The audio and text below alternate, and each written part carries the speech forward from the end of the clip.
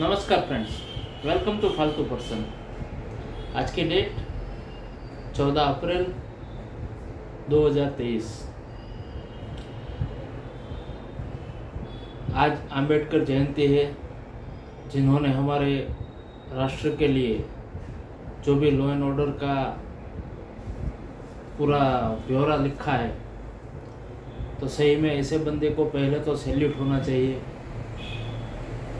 आपको जो भी लगता हो हमारे देश में लॉ एंड ऑर्डर ऐसा है वैसा है, लेकिन सही में देखो, जितनी फ्रीडम से, जितनी आज़ादी से हम लोग बोल सकते हैं, घूम सकते हैं, फिर सकते हैं, किसी के बारे में कुछ भी बोलो, सोशल मीडिया हो, कहीं पर भी हो, कितनी आज़ादी है, बहुत आज़ादी है। और दूसरी कंट्री में देखो,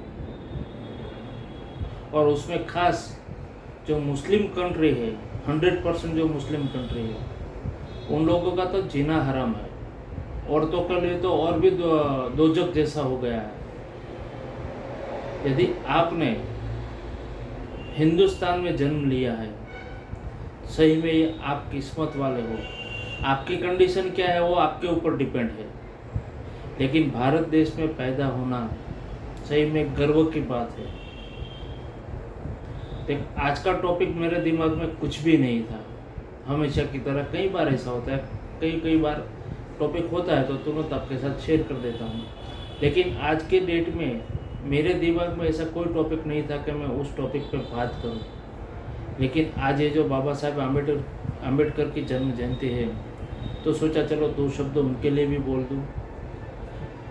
कई लोगों को ये बंदा देवता जैसा दिखते हैं, किसी को कुछ अच्छा नहीं लगता, कैसे लॉ एंड ऑर्डर बनाए है, रिजर्वेशन का कुछ घपला है। अरे भाई, ये सब उस वक्त पे ज़रूरी था, जब छूत अछूत की बात हो चल रही थी ना। आज से 40-50 साल पहले की मैं बात कर रहा हूँ। 70 साल पहले तो बहुत ही खराब हालत थी। आज देखो, सबको एक बराबर एक लाइन में करके रख दिया है वो बाबा साहेब आम्बेडकर की वजह से।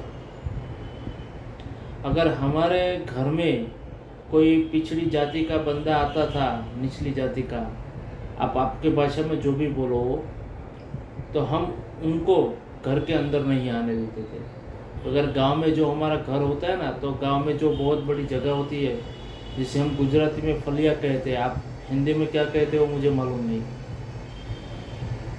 वो अपना घर की सीढ़ी नहीं चढ़ सकता था वो बंदा, पिछड़ी जाति का जो भी था वो। और आज देखो कितना फर्क है, हमारी सोच में भी फर्क है। ऐसा नहीं कि उन लोगों को हमने मान सम्मान दिया है, हम सब भूल चुके हैं, लेकिन ये हमारी सोच में फर्क है। हाँ, लेकिन अब एक बात मैं कहना चाहूँगा, ये जो नियम बनाया था बाबा साहेब आम्बेडकर ने उस वक्त पे, वो सिर्फ 10 साल के लिए था कि 10 साल में आप लोग तरक्की कर लो, आपको हम इतना कोटा देते हैं, सबके बराबर में आ जाओ। लेकिन उसके बाद ये जो नियम है वो अभी हमारे कायदे से बाहर नहीं हुआ है। मुझे कोई दिक्कत नहीं है इससे, लेकिन अब सही में जो बंदा 100% जिस चीज़ के लिए क्वालिफाइड होता है, उसकी जगह पे थोड़ा कम परसेंटेज वाला जो बंदा आता है, उनको वो सीट मिल जाती है। ये बात थोड़ी मुझे खुशती है। देखिए, जिसको अच्छा लगे वो ठीक है, वो कमेंट करना। अगर बुरा लगे किसी को मेरी ये बात, तो आप सोचना, बुरा लगाने से पहले सोच लेना। आप इतनी मेहनत क्यों नहीं करते हो कि आप 100% सक्षम हो जाओ।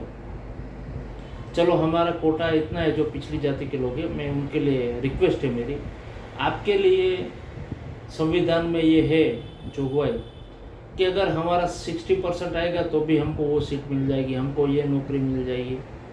अरे मेरे भाई, 60% की मेहनत क्यों करते हो? 100% की मेहनत करो ना, ताकि कल को अगर ये रिजर्वेशन वाली सिस्टम ख़त्म हो जाए तो भी आपको उससे कोई प्रॉब्लम ना हो। सोचिएगा मेरी बात पे। मैं सबका भला चाहता हूँ, किसी का बुरा नहीं चाहता, लेकिन एक मेरा ये जो विज़न है ना कि यदि आप थोड़ी मेहनत ज़्यादा करोगे, रिजर्वेशन समझ लीजिए रिजर्वेशन ख़त्म ही हो गया है, तो क्या होगा? ऐसा वक्त भी आएगा, ये भी मैं आपको बता देता हूँ, ये भी आएगा वक्त। रिजर्वेशन देखिए, मोदी जी के शासन में इतने इतने नए रूल्स बने हैं, इतने रूल्स बने हैं। नोटबंदी से लेके वो 370 तक की बात करो, तो क्या उनके दिमाग में ये नहीं होगा रिजर्वेशन वाला कोटा आप ख़त्म करो? जो भी बंदा है पिछड़ी जाति का, मेरी आपसे रिक्वेस्ट है कि आप भूल जाओ कि आपको संविधान में जो सहाय मिल रही है, जो आपको रिलीफ मिल रहा है, आने वाले समय में वो बंद हो जाएगा। ये सोचकर आप मेहनत करो। और आप पिछड़ी जाति के ही क्यों रहते हो? आप अपनी लगन से धगस से काम करोगे तो कोई भी बंदा होगा। देखिए अभी सिटी में जो लोग रहते हैं ना, कोई भी जाति का हो, सुवर्ण हो या पिछड़ी जाति का हो, वो एक ही बात समझता है कि ये बंदा मेरे काम का है तो मेरे काम का है। फिर वो जाति नहीं देखता कौन सी जाति का है। सब लोग प्रैक्टिकल हो गए हैं, सब लोग। अगर आपको भी अपने जीवन में थोड़ा ऊंचा आना है तो ये सब सुधार लाना पड़ेगा सबको। ऐसा नहीं कि आपको, सबको। देखिए ये टॉपिक बहुत थोड़ा सेंसिटिव है, मैं ज़्यादा नहीं बोलना चाहता, ज़्यादा बोल भी नहीं पाऊँगा, लेकिन मैंने जो आपको थोड़ी चेतावनी दी है उसके ऊपर ध्यान रखिएगा। आज के लिए इतना ही बोलूँगा, कल फिर मिलेंगे। तब तक के लिए जय हिंद, गुड बाय।